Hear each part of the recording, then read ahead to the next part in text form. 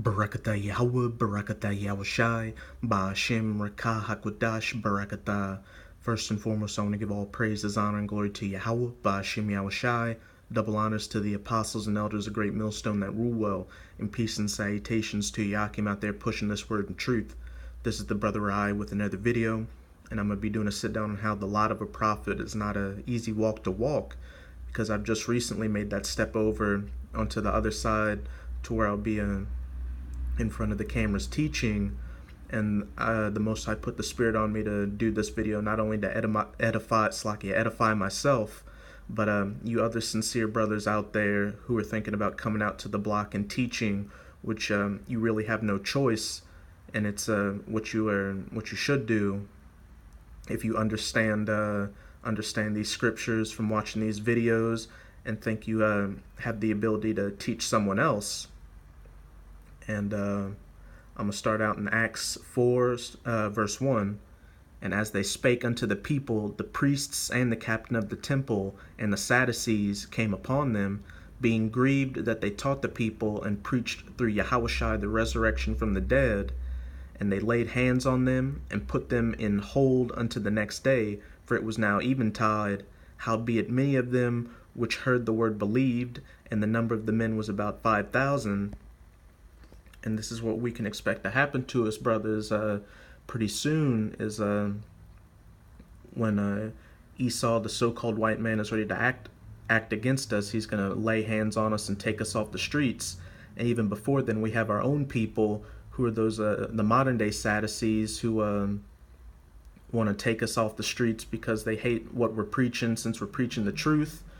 And just as the prophets back then were preaching the resurrection from the dead through Yahushai, we're preaching the true doctrine, which is not that Jesus Christianity, and it's cutting them to their heart and they can't stand it. And now I'm going to go to Acts 6, start at verse 8. And Stephen, full of faith and power, did great wonders and miracles among the people, which very soon some of you brothers out there will be able to do. Then there arose certain of the synagogue, which is called the synagogue of the Libertines, and Cyrenians, and Alexandrians, and of them of Cilicia, and of Asia, disputing with Stephen, and they were not able to resist the wisdom and the spirit which he spake. Then they suborned him, which said, We have heard him speak blasphemous words against Moses and against the Most High. Which goes to show that this knowledge is only given to certain people and not to everyone, because Stephen wasn't speaking blasphemous words against Moses and against the Most High because he was preaching in the word of the law, because he had the understanding of Yahushai Hamashiach. And they stirred up the people and the elders and the scribes, and came upon him and caught him and brought him to the council, and set up false witnesses, which said, This man ceaseth not to speak blasphemous words against this holy place and the law. Which we can expect a bunch of people, even so-called close family members, to turn against us in the end when the pressure is put on us, and it's also put on them when people come up to them and say, we need you to turn in so-and-so because they're a terrorist, and if you don't do so, we'll consider you a terrorist as well. For we have heard him say that this Yahushai of Nazareth shall destroy this place, and shall change the customs which Moses delivered us. And all that sat in the council, looking steadfastly on him, saw his face as it had been the face of an angel. Which even before then, I believe that's how some people see us on the streets. And even when they see that, they still condemn us, and that's only marking them for their own condemnation from the Most High. Now I'm going to continue in Acts 7, start at verse 51. And this is Stephen getting on to these people. Ye stiff-necked and uncircumcised in heart and ears, ye do always resist the Holy Ghost, as your fathers did, so do ye. Which of the prophets have not your fathers persecuted?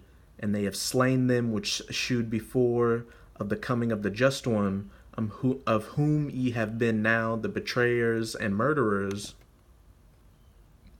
and we're definitely getting persecuted out there. And you can just see the hate that the people have in their eyes towards us when we speak this truth, and that they want to kill us. And some people even try to start a confrontation, but since we're protected by those angels, they really can't do anything. Who have received the law by the disposition of angels and have not kept it. When they heard these things, they were cut to the heart, as these people are, and they gnashed on him with their teeth. But he, being full of the Holy Ghost, looked up steadfastly into heaven, and saw the glory of God, and Yahushua standing on the right hand of God. So that's why we're not worried at all by these people, even if we may face persecution or death by pain.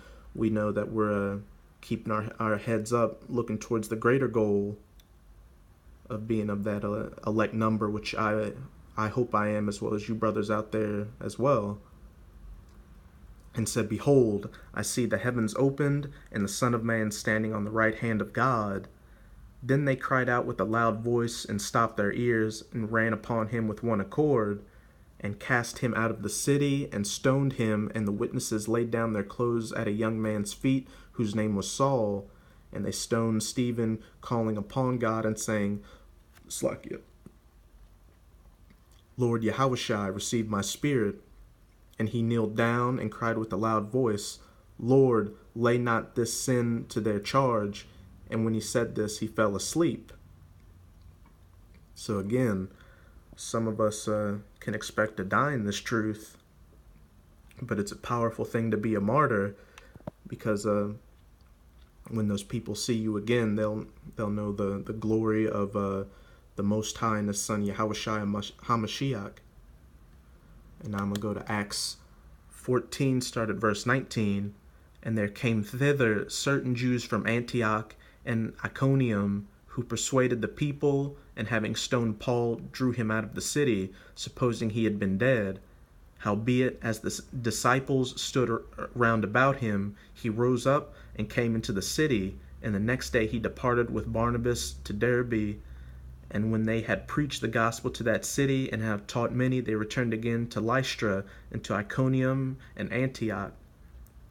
And this is going to happen to some of you brothers too. You'll be killed in front of these non-believers, only to rise up from the dead again. And there's more than likely a good chance you'll have those spiritual powers, so you'll be able to go to work with them on the spot, which is a beautiful thing. And now I'm going to jump to Jeremiah 38, start at verse 6. Then took they Jeremiah, and cast him into the dungeon of Malchiah, the son of Hamelech, that was in the court of the prison. And they let down Jeremiah with cords, and in the dungeon there was no water but mire. I'm going to go to the definition of mire real quick.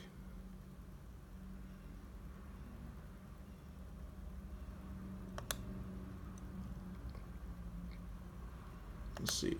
Turn on the volume. That word is Strong's H2916. Teat. And that mire is mud, clay, damp dirt, mud, mire, clay. So he was in a lot of mush, like just in a mire.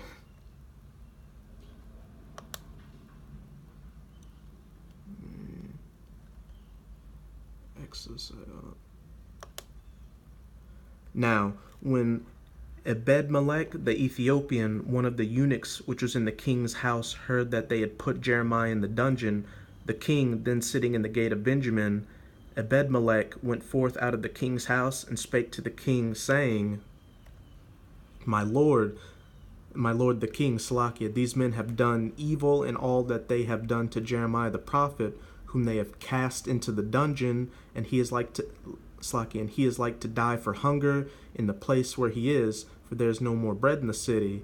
Then the king commanded Ebed-Melech the Ethiopian, saying, Take from hence 30 men with thee, and take up Jeremiah the prophet out of the dungeon before he die. So as you can see here, no matter how bad things will get for us in the future, The Most High will always send somebody to take us out of that situation, and that'll just edify us and the people around us to show that the power of the Most High and Yahushua HaMashiach is real. Now I'm going to go to Isaiah 20:3. And Yahweh said, like as my servant Isaiah hath walked naked and barefoot 3 years for a sign and wonder upon Egypt and upon Ethiopia. And we're a fool for Yahushua's sake, so some of us might even be cast into this kind of situation where we walk around naked and beaten up as a sign of wonder and derision to the people, and that they'll mock us and such things like that, so that when the Most High saves us out of that, he will be glorified greatly, and we'll be glorified through him. And now I'm going to close it off on Hebrews 11, start at 32. And what shall I more say? For the time would fail me to tell of Gideon and of Barak and of Barak and of Samson and of Jephthah, of David also, and Samuel, and of the prophets, who through faith subdued kingdoms, which is what we're doing out there, pushing that word, because the more we push out the vibration of Yahweh Ba'Shem Yahushai, the more it hastens the downfall of this kingdom, American Mystery Babylon, and all the kingdoms of the world. Righteousness, which is also what we're doing when we preach that word and bring in the lost sheep of Israel, obtain promises.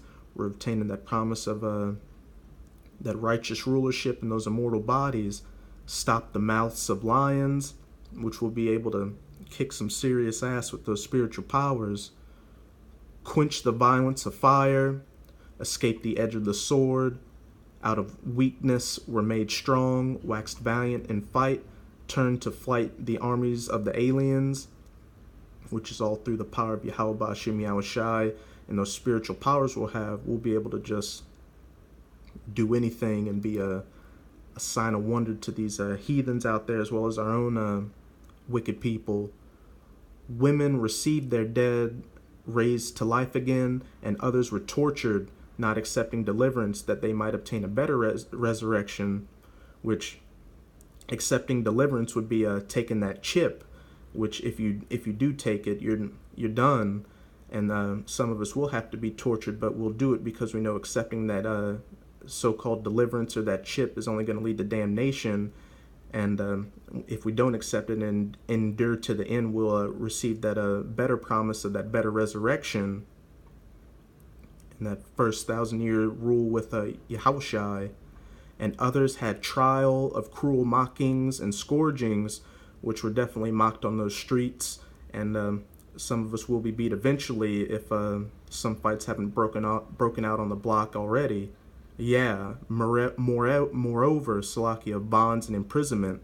They were stoned, they were sawn asunder, were tempted, were slain with the sword. They wandered about in sheepskins and goatskins, being destitute, afflicted, tormented. And even though we'll be going through stuff like this, brothers, we just got to endure to the end, because that